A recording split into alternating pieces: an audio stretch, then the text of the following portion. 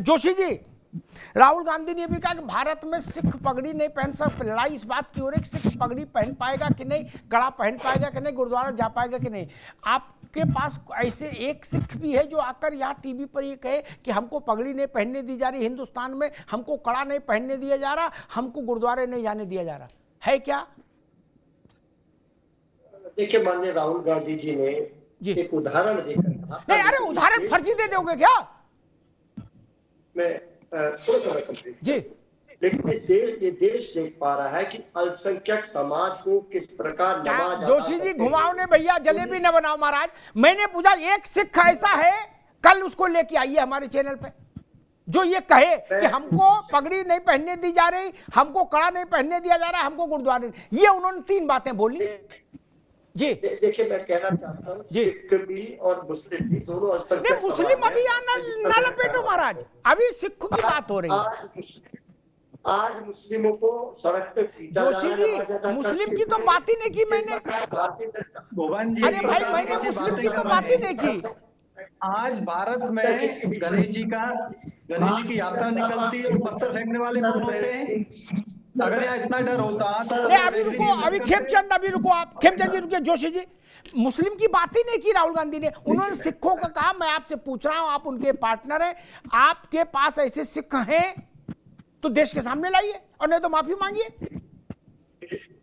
मेरे देखिए, माफी मांगना जिसके जवाब वो कहा है वो करे, लेकिन मैं देख पा रहा हूँ इस देश में कैसा भेदभाव करा है। इस देश का सबसे बड़ा जो मंदिर है, लोकतंत्र है, उसमें अल्पसंख्यक समाज के सांसद को गाली दी जाती है और भारतीय जनता पार्टी के लोग पूरी मेज थपथपाकर उसका स्वागत करते हैं, उसका मनोबल बढ़ाने का काम करते हैं।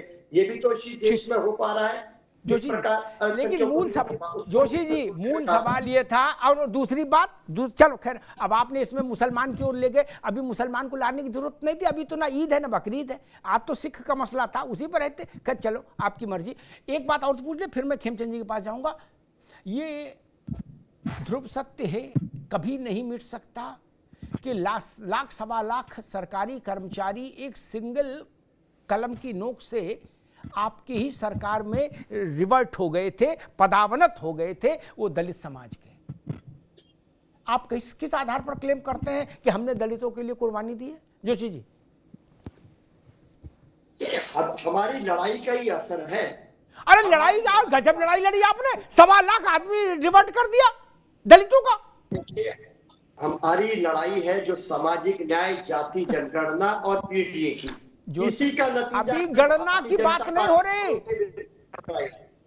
अभी तो मैं पूछ रहा हूँ 1.25 लाख लोग पदावनत हुए थे आपके राज्य में।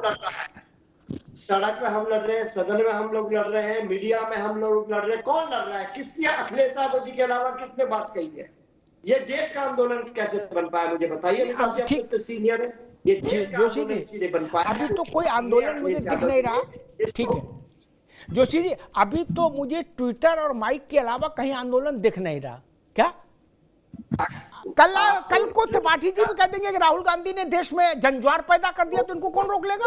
क्या ट्विटर वालों को 2024 में ठीक सा जवाब मिल गया है। ट्विटर की बात करते हैं। ठीक जोशी जी, एक मिनट रुकना होगा। एक बात राहुल जी ने, खेमचंद जी आ रहे और कही, आजकल मुझे लग रहा है वो पिछले 2-3 दिन से अद्भुत ही अद्भुत बोल रहे हैं। अब त्रिपाठी जी कितना समेटेंगे? उन्हें एक और ज्ञान की बात कही राहुल जी ने। उन्होंने कहा कि जो सोशल मीडिया है ये अपर कास्ट है, इसके लिए है, इसमें दलित, ओबीसी, आदिवासी ये कुछ नहीं है। क्या? और मेरे ट्विटर पर, फेसबुक पर तमाम परिचित हैं जो दलित हैं, कोई आदिवासी है, कोई अल्पसंख्यक है, लेकिन राहुल जी ने सबको भगा दिया। बोले ना, कह दिया मैंने, final, okay, bye bye, tata, go, went, gone, बोला ना एक बार। अब सोशल मीडिया वाले जो पीडीए के हैं, अखिलेश यादव के पीडीए के, वो लोग अलग मुंह फुलाए, वो करे ऐसा कैसे कह दिया कि ये सवर्णों का है मामला। लेकिन राहुल जी है, मन की मौज है। खैर खेमचंद जी, मुझे लग रहा है आरक्षण 24 के चुनाव में जितनी असर दिखाया, लेकिन आरक्षण का जिन्न फिर से सामने आ गया। अब की पात्र बदल गए हैं, गले बदल गए हैं, लेकिन सांप वही है। क्या? गले बदल गए 24 में आपके गले में था, अब की इधर आ गया, लेकिन सांप वही है। नहीं देखिए, नियत और नीति में फर्क होता है। हमारे नेता और हमारी नेता की नियत और नीति वो बिल्कुल स्पष्ट है। हम एम्पावरमेंट चाहते हैं। हम लोगों ने अपर कास्ट को भी रिजर्वेशन दिया है, ईडब्ल्यूएस दिया है, क्योंकि वहां पे भी बहुत गरीबी है, वहां भी ऐसे लोग हैं जिनको हैंड होल्डिंग की जरूरत है, एम्पावरमेंट की जरूरत है, सपोर्ट की जरूरत है, आगे लाने की जरूरत है। हम लोगों ने महिलाओं को रिजर्वेशन दिया है, इन्होंने तो महिलाओं को रिजर्वेशन नहीं दिया। बरसों तक समाजवादी पार्टी जैसे सदन में प्रस्ताव आता था हंगामा करते थे, लड़ते थे और उसको टलवा देते थे। रुक जाओ त्रिपाठी जी, रुक जाओ, आप ही ने सीख दी थी ना, थोड़ा वेट कर लो, मैंने इंतजार किया आपका। अभी केवल खेमचंद जी की आवाज जी। थोड़ी देर आप ना इन्होंने ईडब्ल्यूएस को रिजर्वेशन दिया, ना इन्होंने महिलाओं को रिजर्वेशन दिया, ना ही ओबीसी का रिजर्वेशन के पक्ष में थे, और एससी एसटी समाज का भी इन्होंने जिस तरीके से अंबेडकर जी के लिए ये बात नहीं कर रहे थे कि वो लीग के समर्थन से जीत गए, मतलब इतने छोटे नेता थे। समाजवादी पार्टी वाले कहते हैं कि हाँ हमारे हीरो हैं, लेकिन वो चुप रहते हैं जब कांग्रेस कहती है कि हमारी वजह से जीते, और हमने फिर उनको निकाल के बाहर कर दिया, और हमने अपनी सत्ता में उनको भारत रत्न नहीं दिया, उनको सम्मानित नहीं किया, उनकी महामंडन नहीं की। ये क्या करे, लीडर ऑफ हाउस कौन थे? पंडित नेहरू जी। मतलब पंडित नेहरू ने संविधान बनाया, बाबा साहब ने नहीं बनाया। अभी भी बाबा साहब को ये क्रेडिट नहीं देना चाहते, अभी भी उनका सम्मान नहीं करना चाहते, अभी भी कहते हैं कि पंडित नेहरू ने बनाया है। मैं बार बार कह रहा था, leader of house to run the government is different thing. Leader of house during संविधान सभा, जब संविधान बन रहा था, वो एक अलग विषय था, वहां बाबा साहब लीड कर रहे थे उस टीम को, वहां सभी स्पेशलिस्ट थे, और सारे फैसले वहां पे मेजोरिटी के हिसाब से नहीं हो रहे थे। लेकिन फिर भी नहीं, आप पढ़ के नहीं आए, आप देख के नहीं आए, आप समझ के नहीं आए, आप बिल्कुल राहुल गांधी जी की तरह पढ़ के आए, जो ऐसे लोगों से मिलते हैं जो भारत विरोधी हैं, जो ऐसी बातें करते हैं, जो कहते हैं कि भाई ईश्वर तो, भगवान तो ईश्वर ही नहीं होते, मतलब जो भी है डिवाइन पावर ही नहीं है। रिजर्वेशन पे जो आपकी तुच्छ सोच है, छोटी सोच है, वो सामने आ गई है। आपने ओबीसी का हक मारा, एससी एसटी को आपने हमेशा से इग्नोर किया, और अब आपने बिल्कुल क्लियर कर दिया है कि जब आपके पास पावर आएगी आप रिजर्वेशन को खत्म कर दोगे। वहीं भारतीय जनता पार्टी की स्पष्ट नीति है कि हम एम्पावरमेंट के लिए जो भी पिछड़ा हुआ है, जिसको भी हैंड होल्डिंग की जरूरत है, जो भी लाइन में सबसे पीछे खड़ा है, हम उसको रिजर्वेशन दे के एम्पावर करेंगे, बराबरी में लाएंगे, और बराबरी में लाके हम देश के विकास में सबकी सहभागिता सुनिश्चित करेंगे। ये हमारी नीति है, और हमारा नेता इस पे लगातार क्लियर है, स्पष्ट है, और एक ही राय बार बार बोल रहा है। ठीक ठीक है, बातें नहीं करते। ठीक खेमचंद जी, ठीक है, रुक रहा हूँ। सतीश जी, आप उस वक्त कुछ कंट्राडिक्ट वो करना चाह रहे थे, खंडन करना चाह रहे थे त्रिपाठी जी की किसी मान्यता का, किसी बात का, क्या कहना चाह रहे थे? देखिए अमिताभ जी, बड़ा दुर्भाग्य के साथ मैं आपकी पूरी डिबेट को देखा कि जब हमको आज सवाल बीजेपी से पूछना चाहिए था कि केंद्र के 28 लाख पद आदरणीय मोदी जी ने इसलिए खाली रखे हुए हैं कि वहां दलित और पिछड़ों के आरक्षण की सीटों को रोका जा सके।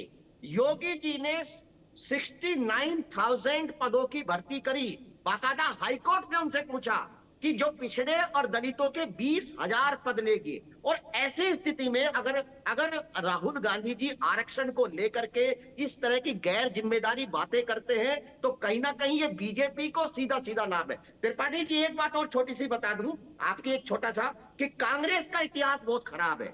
मैं उसके ऊपर बोलना नहीं चाहता था। हम सरकार, वर्तमान में सरकार आज बीजेपी की है, कांग्रेस की नहीं है। लेकिन चूंकि आपने जिस तरह की बयानबाजी करी, बाबा साहब को हराने वाली, बाकायदा कांग्रेस ने उनके अपने पर्सनल सेक्रेटरी को अपने चुनाव चिन्ह के ऊपर चुनाव लड़ाया और बाबा साहब को संविधान सभा में आने से रोका। मुस्लिम लीग का कहीं ना कहीं हम धन्यवाद देते हैं, मुस्लिम लीग ने बाबा साहब को अपने यहाँ पे बिचुन करके भेजा। एक बात। दूसरी बात, देखिए आपके एक बहुत बड़े लीडर थे, देखिए दलित कितना भावनात्मक होता है। 70 के दशक में आपसे हटा हुआ दलित आज तक कांग्रेस की तरफ नहीं गया। राहुल गांधी जी की कुछ बातें, कुछ यात्राओं से वो कहीं ना कहीं नरमी कहीं ना कहीं अख्तियार कर रहा था, एक माहौल तैयार हो रहा था। लेकिन आपको ये बात मालूम होनी चाहिए, बाबू जगजीवन राम जी जब गृह मंत्री थे, आपके कमला त्रिपाठी जी उत्तर प्रदेश के मुख्यमंत्री थे, और बाकायदा जो काशी विश्वनाथ मंदिर का दूध से धुलवा दिया, और यही कांग्रेस थी। जब उनको प्रधानमंत्री बनाने का नंबर आया तो आपने प्रधानमंत्री किसको बनाया था? तो ये सारी चीजें हैं। और देखिए आरक्षण क्यों खाली है, जब आरंभिक अवस्थाओं में कांग्रेस ये कह रही थी कि लोग अवेलेबल नहीं है, जब लोग अवेलेबल होने शुरू हो गए तब कांग्रेस ने कहा कि सुटेबल नहीं है। जो कांटे वाला जो एग्जाम्पल आपने कोटा और कांटा की जो तुलना करी थी, उसके बाद में नरसिम्हा राव ने क्या किया? नरसिम्हा राव ने 90 के दशक में उदारीकरण के नाम पर इस भारत के ठीक है सतीश भाई, समय कम है। बड़ा ठीक रोजगार था उनका ठीक प्राइवेटाइजेशन कर दिया। ठीक है, ठीक। मैं एक आंकड़ा देख रहा था त्रिपाठी जी, अब आंकड़े गलत नहीं हो, वो तो झूठ नहीं बोलते। इस दुनिया में अगर कोई चीज बिल्कुल सूर्य के प्रकाश की तरह पवित्र है तो वो आंकड़े हैं, जब तक कि आप उसमें मिलावट करने का दुस्साहस ना करो। 2012 का शायद आंकड़ा है, मनमोहन सिंह का रिजीम था, केंद्र में सचिव से लेके और ज्वाइंट सेक्रेटरी और डायरेक्टर तक जो पद हैं वो 1300-1350 थे, और उसमें 63 थे आरक्षित वर्ग के, सब SC ST OBC सब मिला के हैं।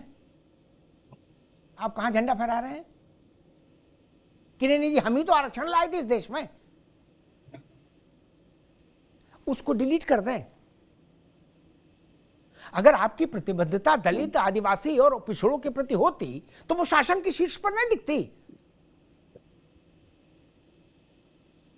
त्रिपाठी जी बिल्कुल सही अमिताभ जी, यही तो राहुल गांधी जी ने प्रश्न उठाया है कि आज जब भी शीर्ष पदों की बात करो तो 2 लोग 3 लोग नहीं मिलते।